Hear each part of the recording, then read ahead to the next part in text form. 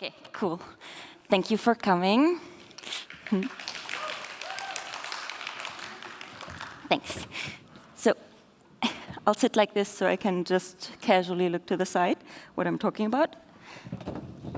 So my name is Celia Kaspar, and I was hired in 2017 to work on these guys, and I designed pretty much most of the next generation, the new generation, the Gen 5. And for this limited time here for this panel, I prepared a little presentation about some of the rules or some of the things I learned for character design, on how to design a character and put lots of personality in it. And I took lots of things I learned from working with the ponies for these. And I call this panel Creating a Character for Animation. Because what I learned, I'm German, I love rules, and I thought, okay, so character design is basically just a bunch of rules, some things I can learn, and basically it's a bunch of muscles that I can train, just things I have to do over and over, and then people can just throw a character description at me, and then I can make a pretty drawing out of it. So the first muscle I want to talk about here is shapes and pushing shapes. And I want to talk about these three main shapes, because everything is pretty much formed with these, and these are in like all the designing characters for animation, guidebooks, shapes you can use, and that's circle, triangle, and square.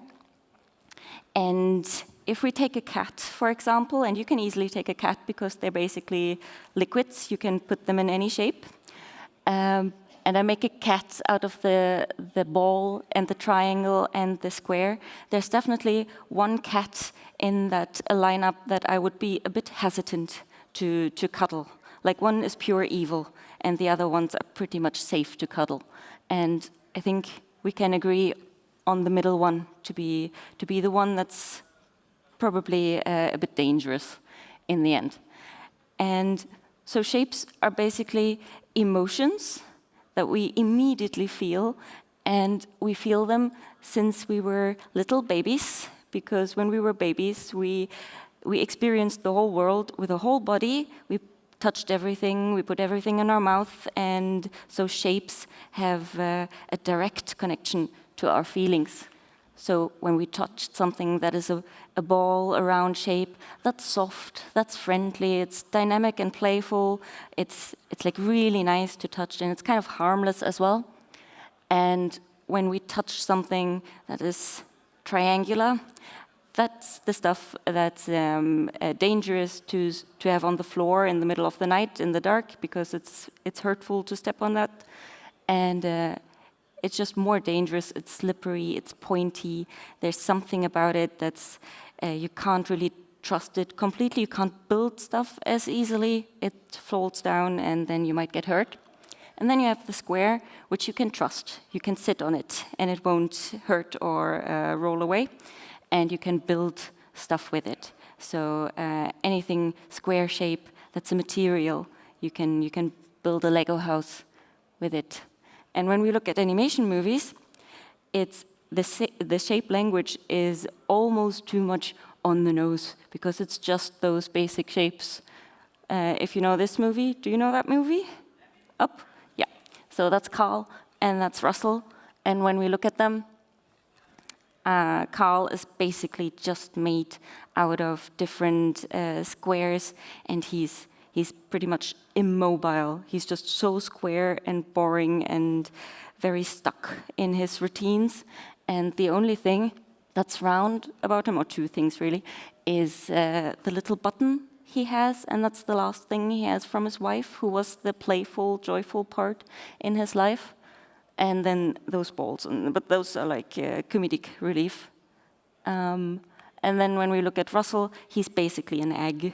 He's playful, he rolls around. That's what he does in the movie as well. It's like he's everywhere. Like you can't really have him in one spot. He just keeps rolling around, and he's also something you have to protect, because he's an egg, and that's what Carl does. He takes care of him.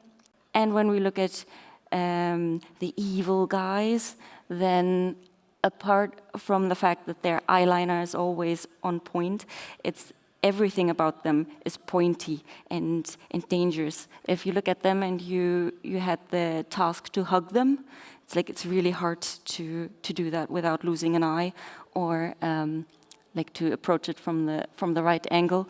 Everything is pointy and dangerous and has some authority to it as well. Yes, so it's all triangles, everything. And this is a little scene I drew when, do you know the fairy tale Hansel and Gretel? Like the two kids lost in the forest. So I drew some tiny kids. They're basically harmless, innocent little balls. And then there's a big, dangerous witch approaching, and everything on her is a pointy thing, triangular shapes.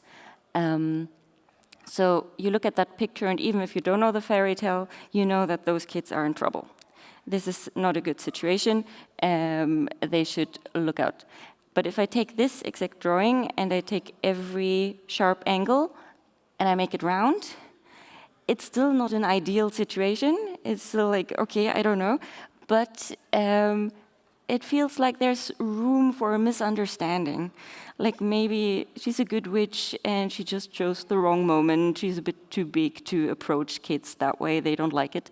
But essentially, she's still harmless. It's okay. So they're not really in trouble. And that's because it's so round. So shapes, especially for kids' content, they already tell the story without telling the story. You don't need that much acting and story. You just look at the lineup, and kids can do that. They look at the lineup, they look at the toys, and they know which ones to root for and which ones are dangerous to touch. And also, when you look at the lineup, you can use, you know that in some animation shows, they use that to distract people as well. If you take a character like this one, and you pretend it's the nice character till the very end, you can hide the true intentions till the end, and nobody will suspect that that's the bad guy. So you can use the shapes as well to put people on the wrong path, give them the wrong idea.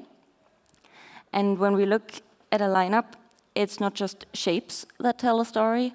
There's also something in the colors.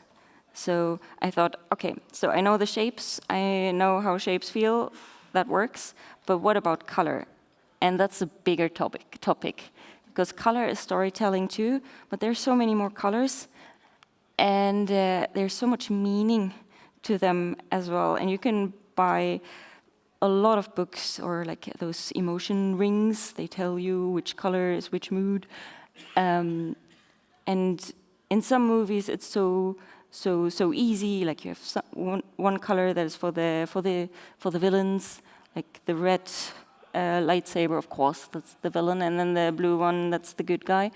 And the internet has some nice things to offer there as well. There was this color wheel I found where they put like all the Disney characters into different color categories and put meaning on them. And at first I thought, okay, this helps. I just have to take notes on all of that and then I'm good. But the problem is that it's not very scientific. Like this color wheel, I don't want to say it's bullshit, but they explicitly said on their website that this is not scientific and it's just for fun. And I want to explain a little about that. Because it should be easy, right? Because guys like Carl Jung, they said color is the mother tongue of the subconscious. So it should be something that is easy and natural to all of us, no big deal. But when we look at the quote and the different parts of it, already color is kind of a problem, because what is color, really? Because things don't have color in real life. Actually, we're just surrounded by gray, colorless objects, and then there's some light hitting those objects, then that light gets reflected back to us. Then we have our eyes, and they interpret some signals, send it to the brain, and then the brain hallucinates something that we call color. But how do we know that we all have the same visual experience when it comes to color. In kindergarten, I got asked, what is your favorite color? And this is me, 5 years old.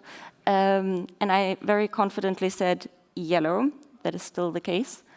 And when they asked me, what is your least favorite color? I just as confidently said yellow.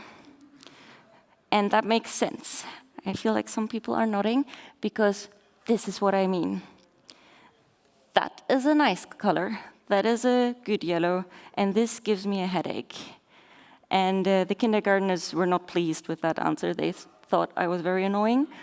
But for some people, this already tends to be green. For some, it's kind of blue.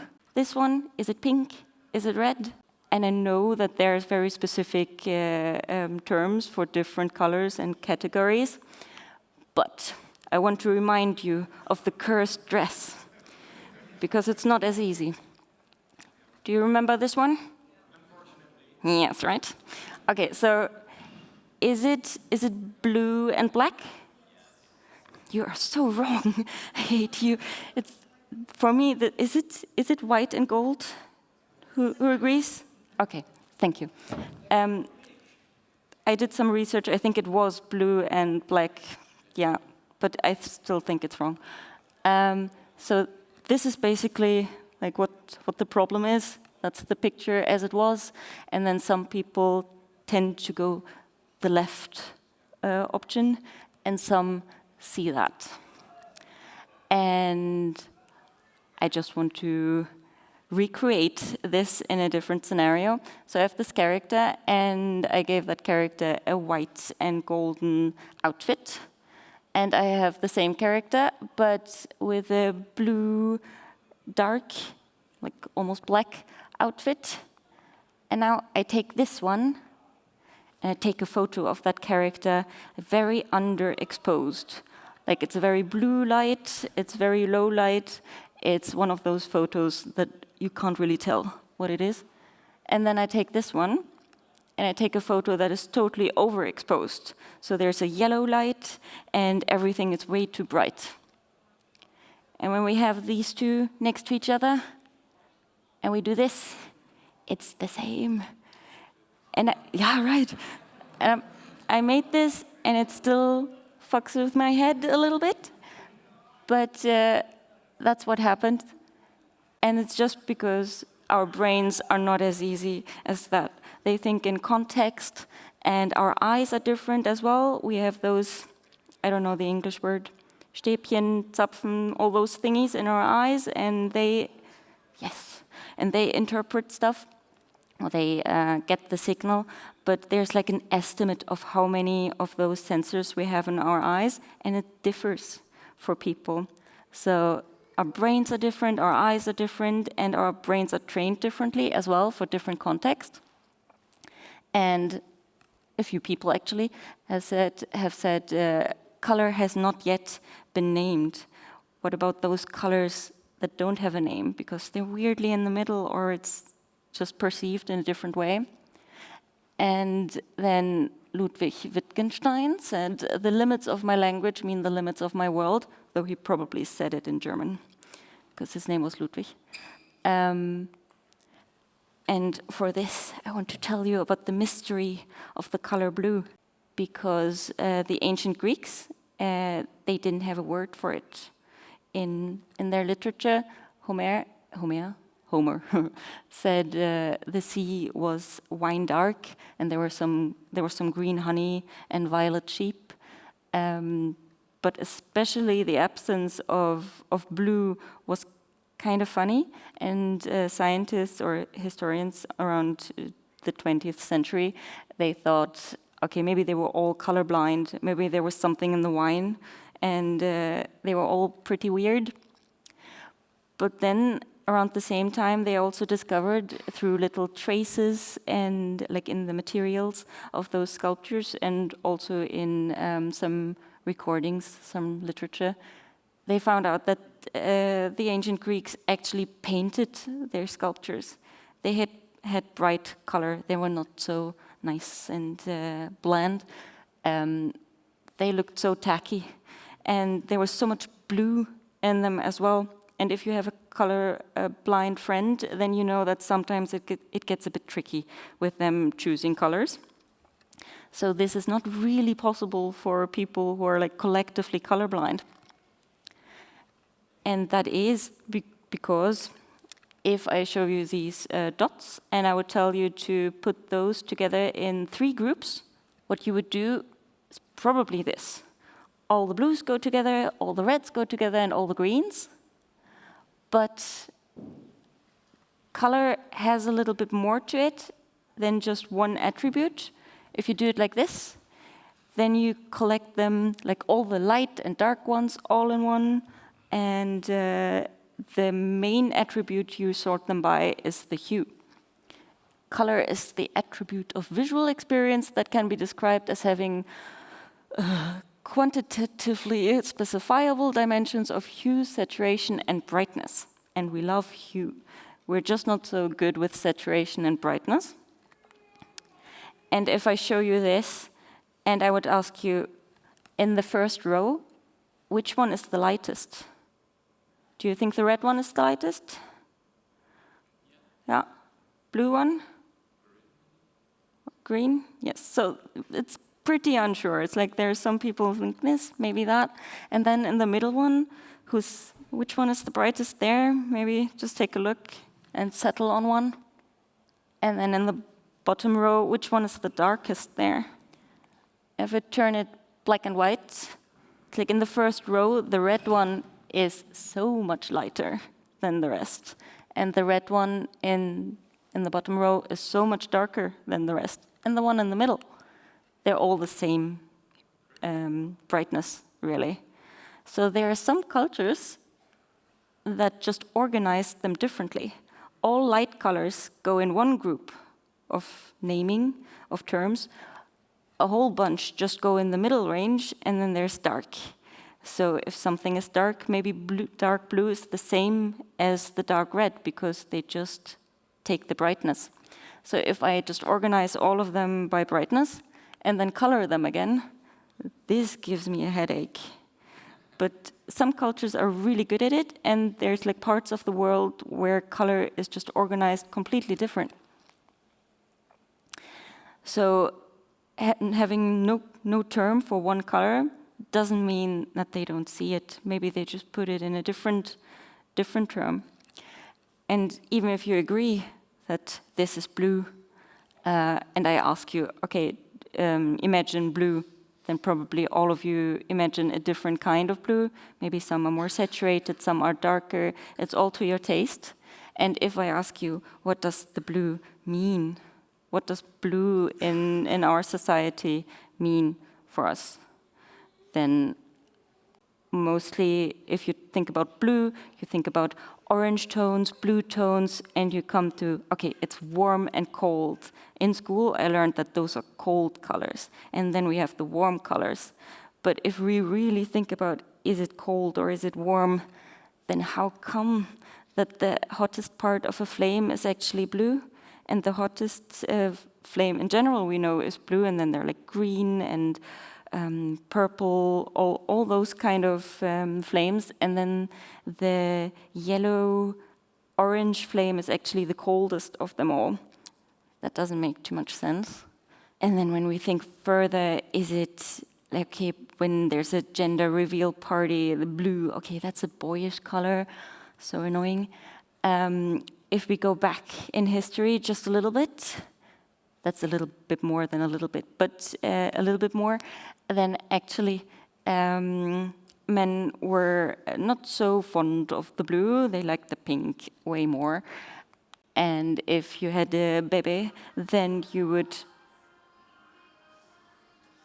Yes. And if you had a baby and you had to pick a nice dress for the baby, then you would probably, if it was a boy, you would pick a pink, and for a girl, you would pick blue, because back then, people were so sure that blue was like, it was so calm, it's like the sky, there are no clouds, no thought in mind, it's like no emotion, and when you have the pink, then everything is a bit more vibrant, because pink is the little red, and red is passion and war and blood, and of course it's a men's sport. And when we have the pink, then it's the little pink. So if you have a baby boy, then you dress him in pink. So color depends on the culture. And when you think about culture, who are the guardians of the culture, really? Are we talking about different parts of the world? Or are we talking about different sectors of society, or age groups, or class, profession, gender? Like every kind of group of people has their own culture, so to speak, and their own color codes for things. So a color doesn't really mean anything unless we put a meaning to it. There's a really good quote by John Gage. He said, "Defining one color theory is like writing one dictionary without defining the specific language, place, and time." And this doesn't make it any easier, right? With the color theory thing. And then the question is just, how do I pick colors for my character then? I thought this would be as easy as picking shapes, but with colors, it seems to be so much more difficult. And if you dive into color theory, it just gets more difficult and confusing. And the answer is pretty much just, what does your character think?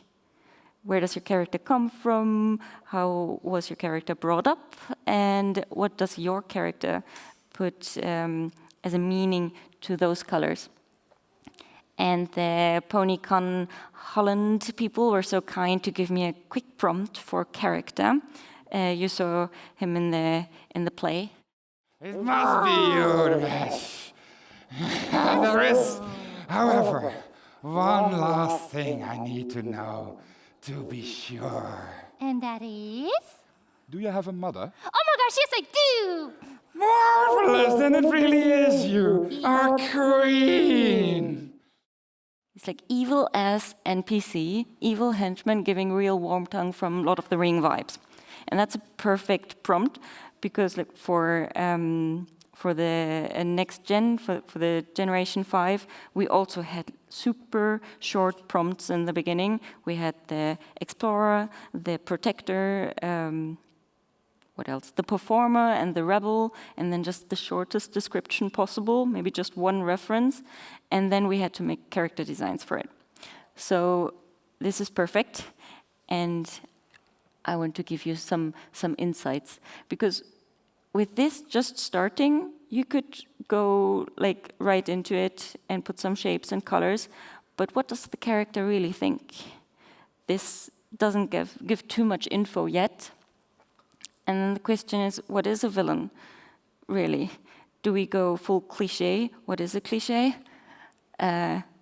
Different stereotypes, and stereotypes are based on this idea that character design is story. So the kind of people, the personality, that's how the people look, and how the people look, that kind of makes the personality as well. And it's all based on narratives that we tell each other, things that we think that we know. And when we look at villains, again, makeup, superb, but also they were very much based on real people. Like either they were drag queens that were super popular, but Hollywood had mixed feelings about them, or it's women who dared to be queer, or it's just other queer codes that were put into it, like bows, and it was the message in a way, the cliche that if you're too different, if you're too confident, and if your makeup is a little bit too much, then you might be an outcast, especially if you don't fit in. So if you're a hero, you're pretty bland, you fit in everywhere, but you would be so boring at any dinner party. If I would make a dinner party, I would definitely invite some of the villains, because they seem fun. So what do we do to avoid some of the cliches and some of the messages that we don't want? We grew up with some of those messages, and they're so shitty, so we should do something about it. And the answer is just to really design stuff that we do know, something we can relate to, And especially if we design villains or tricky characters, that we need to love them first. And those are the good villains, right?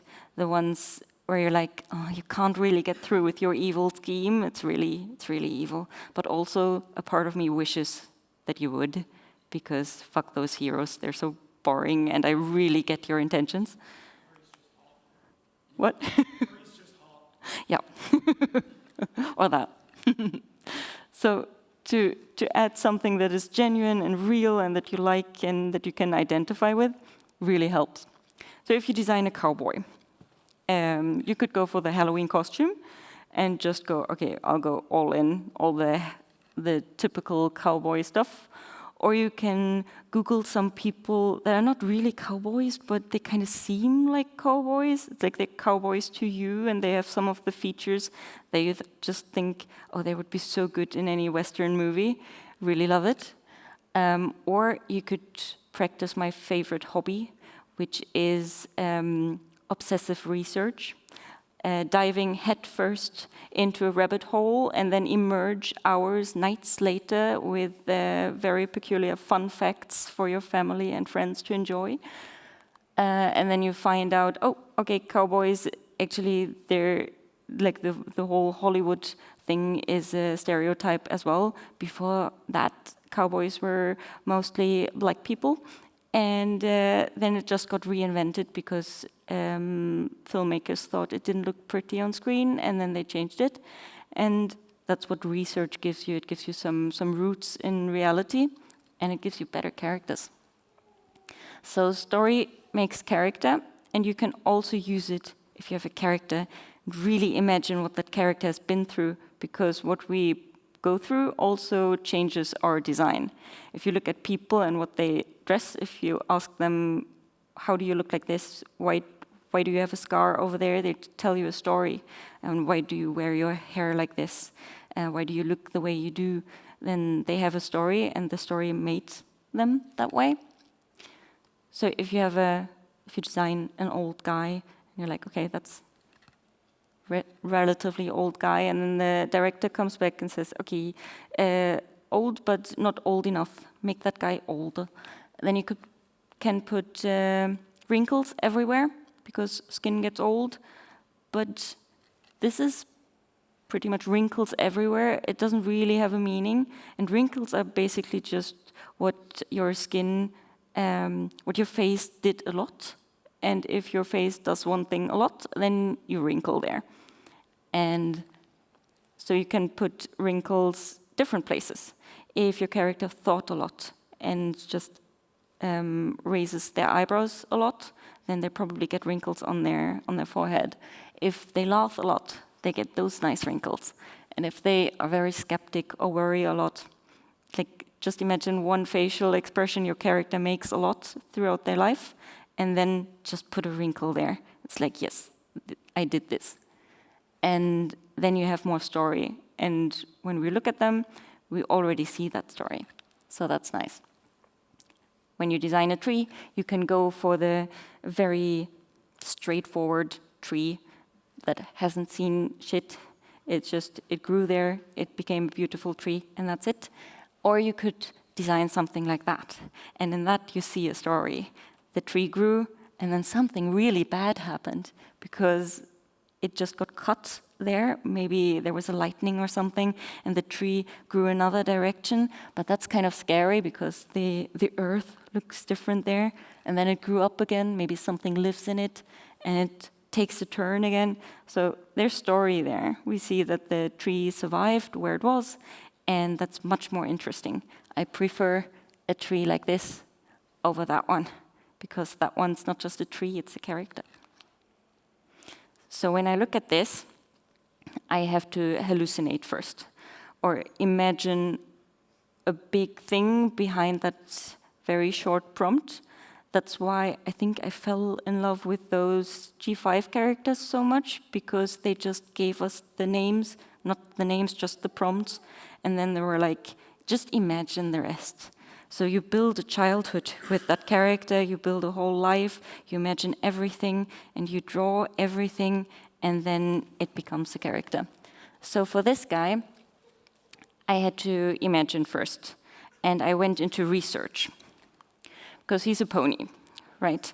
So I asked the internet if there are some famous horses in history or in literature that were like buddies or henchmen, so to speak, like the right hand of some kings or like very famous people. Like, are there important horses in history? And I found that guy and that guy. That's Alexander the Great, and that's his best buddy and horrible horse, Bucephalus. That's how I say it now in Latin. And I thought they were cool because everybody hated that horse because he was so stubborn and so mean and liked nobody. But he was a pretty good pal and not an advisor, but he was there in every battle with Alexander the Great, and he wore some really fancy jewelry all the time. He was a beloved horse.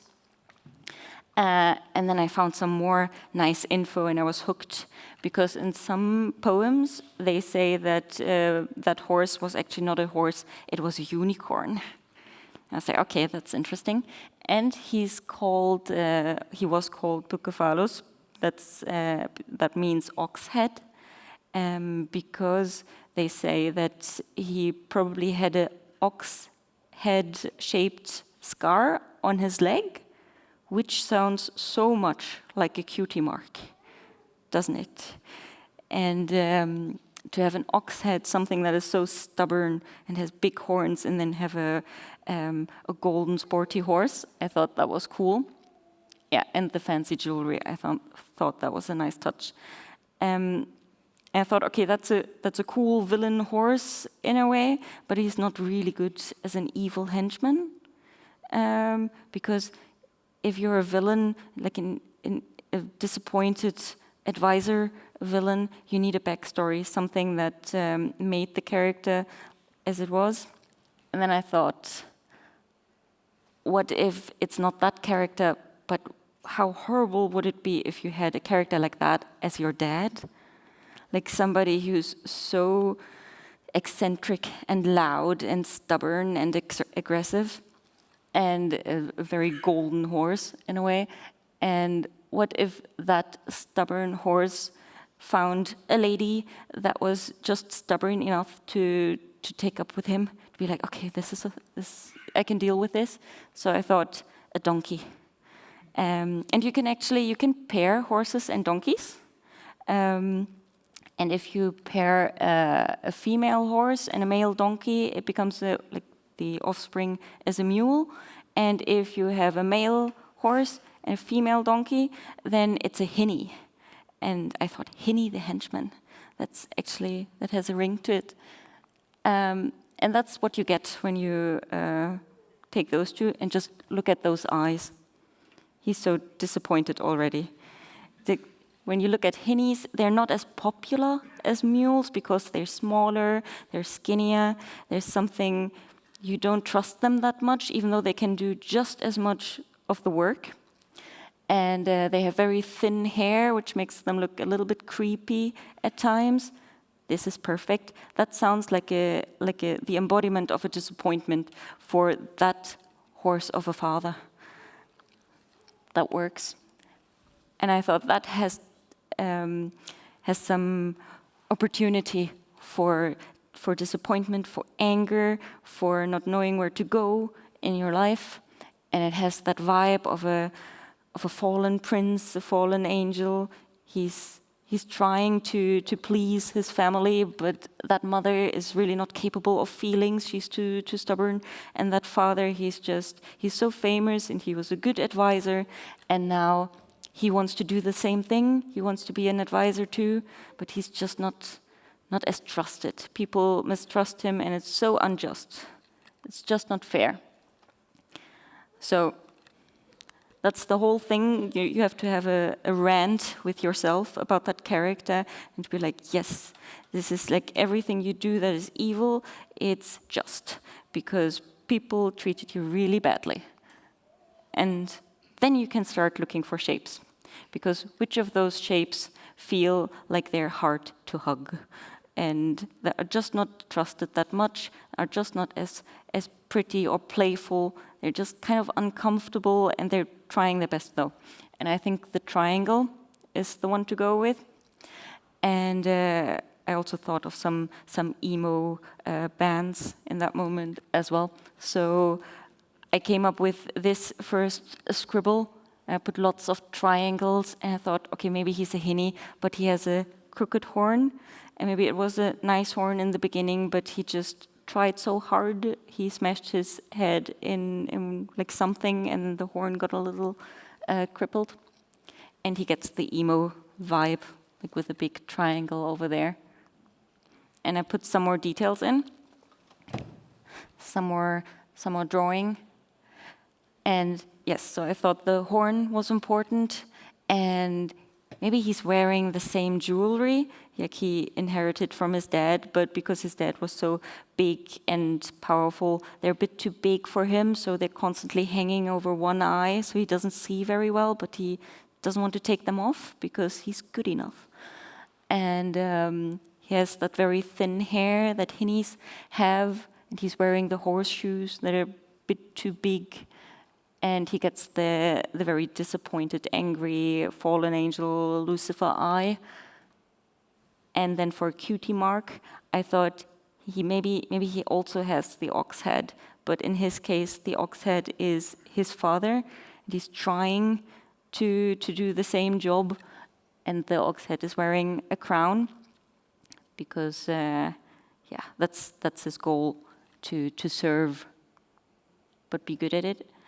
And then for colors, I thought the father, he could be the golden guy. He's so perfect. He's just pure gold. Maybe that's his color. He's gold. And then the donkey mother, a female donkey is called a Jenny, by the way. So his mother Jenny, she's blue. She's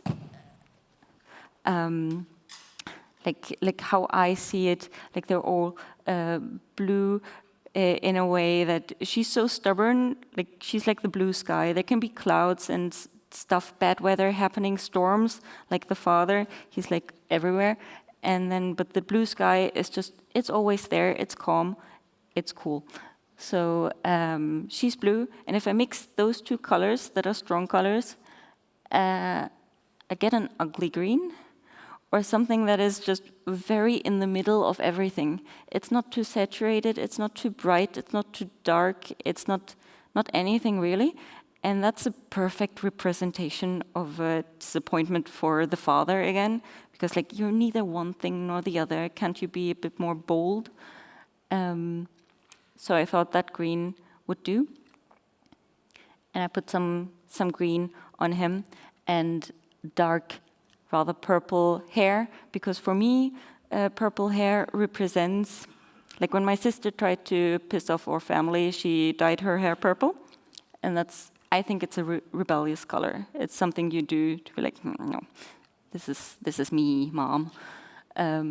So he gets purple hair, and then some of the golden elements, but they're a bit worn down. They're not as shiny as they were before, and the ox head, that's the golden dad, but with the dark crown, because for him it kind of went the wrong way. Maybe he's not really serving a good guy, so he got corrupted in that way, and everything went badly. And then I put some light on him to make it more dramatic, and to give the eyes a dark sparkle. And with this guy, he's evil, or he looks evil, and maybe at first glance there's some cliche aspects to him, but just designing him, I feel for him. I feel this is understandable, and I hope he still succeeds in the end, and maybe gets a happy ending. So that's how I would go for the henchman. In this case, Hinny the henchman. That was it already.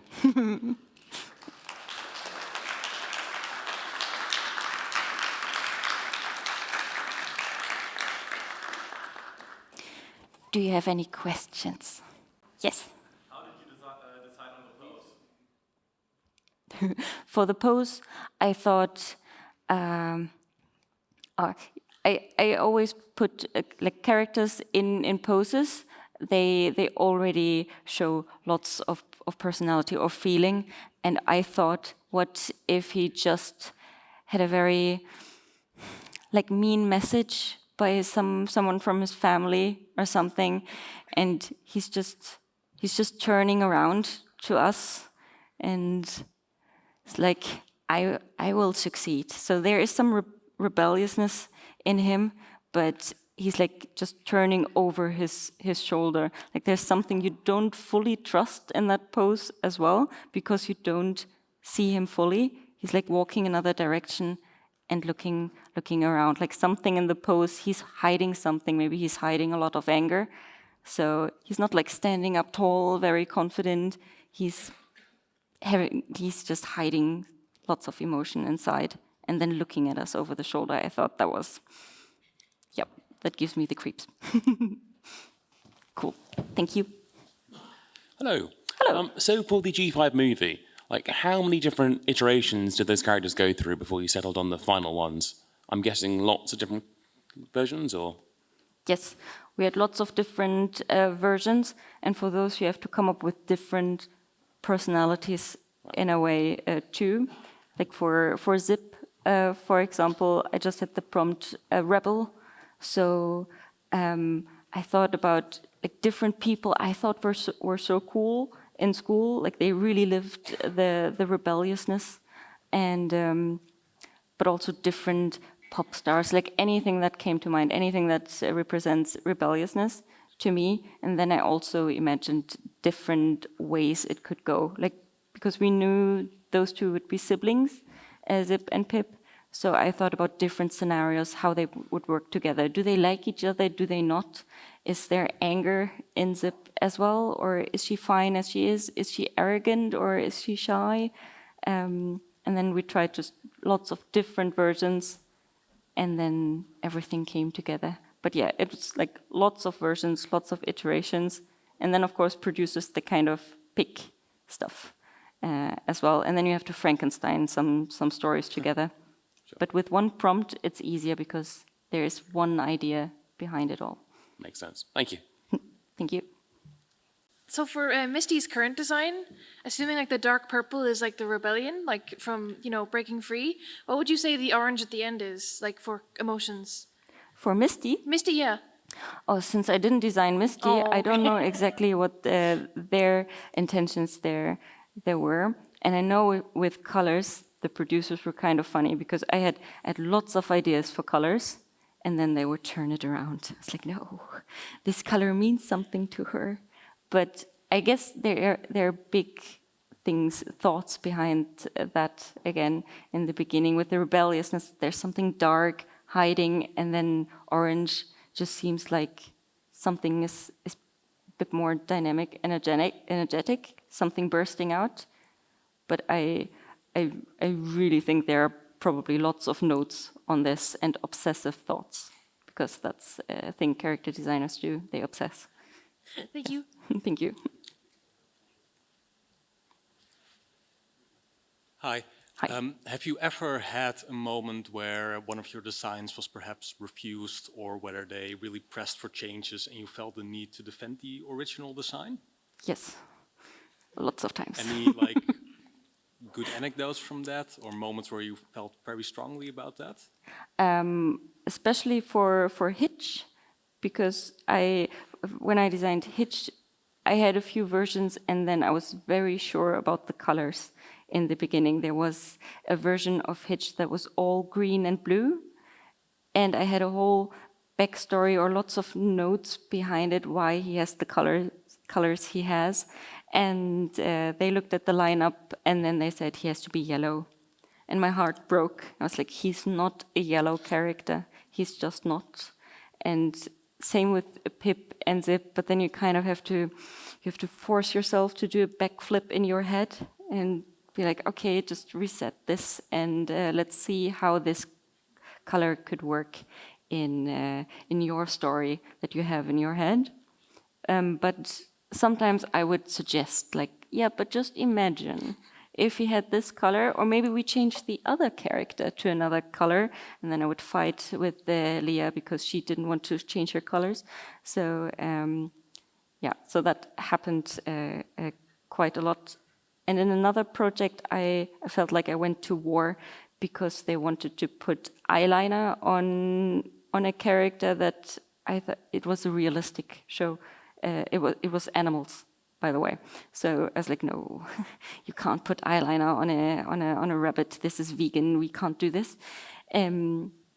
But there I really went to, okay, no, I have a presentation why you should not do this. But I rarely do this because, yeah, you never really win. Thank you. But you can try to scare people, and then they maybe try. Thank you. Hello. Hi. I would like to ask if you have a character design you're about to make, and you already know in the cartoon the voice actor who's going to give the voice to the character. Does it influence in any way the design you make? Yes. Especially, I have another example from G5. This is going so well. For Argyle, back then he was still called Velvet. We knew which voice actor we were going for before I even started designing. And I was so stoked because I really love the actor. And I knew that they wanted to have a character sheet and then sent him a proposal with the character sheet. And for me, that was one of the big bucket list goals. I wanted to marry that guy, but having him look at my designs was good enough for me in that moment.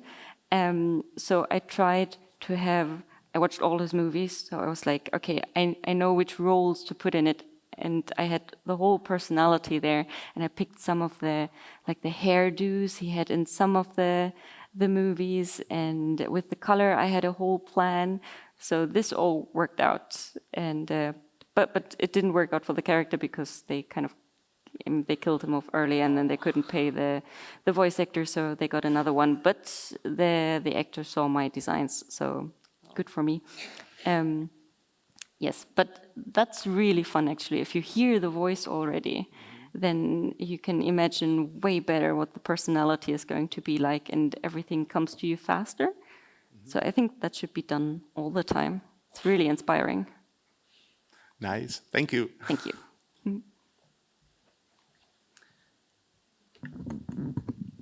Hi again. Hi.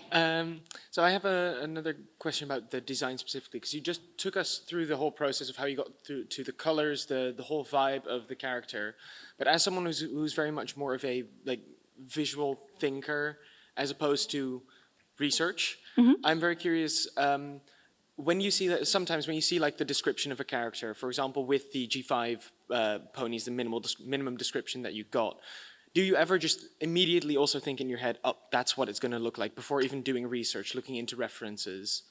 Yes, that happens too. Like if I see a prompt or a description in the beginning, sometimes there sparks an idea, but that's tricky for character design because the art director or the producers, they want to have a choice. So there are some tricks. If you already have the perfect idea, I just sneak it in a little later.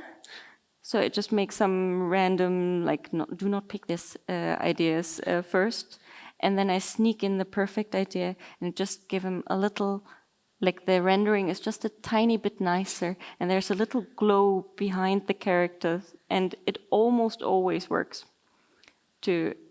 don't tell them, but it really works very subtly to pinpoint, yes, please pick this one.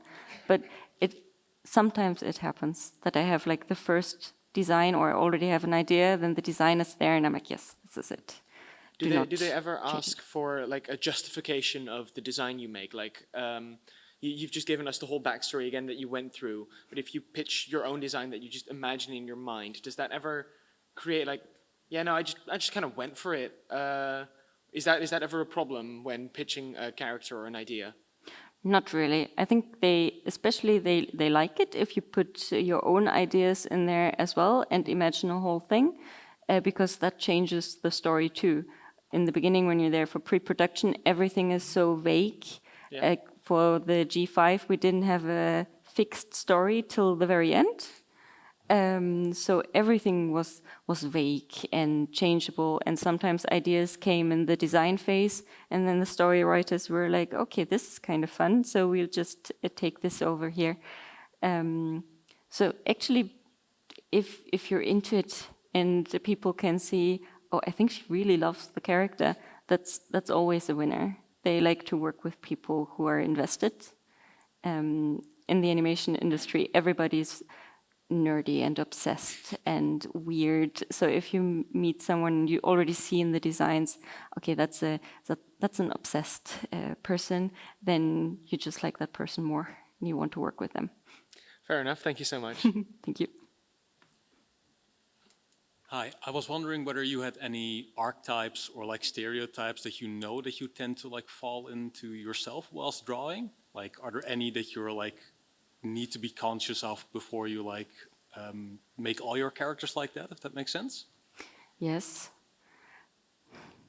Yeah, I mean, that is true. There are some friends, for example, that I have that I think their designs are like their personal designs, the way they look is just something I find so charming and so nice, and they tend to sneak into my character designs all the time.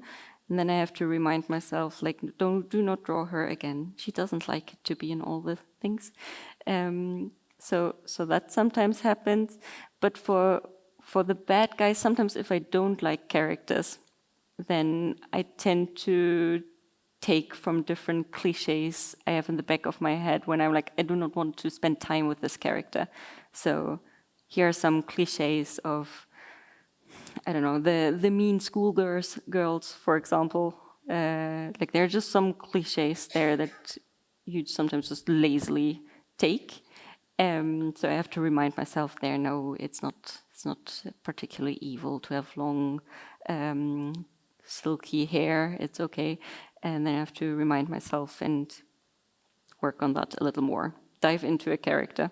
But of course, there are some traps I fall into all the time. There's just some things I like. Okay. Thank you. Thank you. Hello. Hello.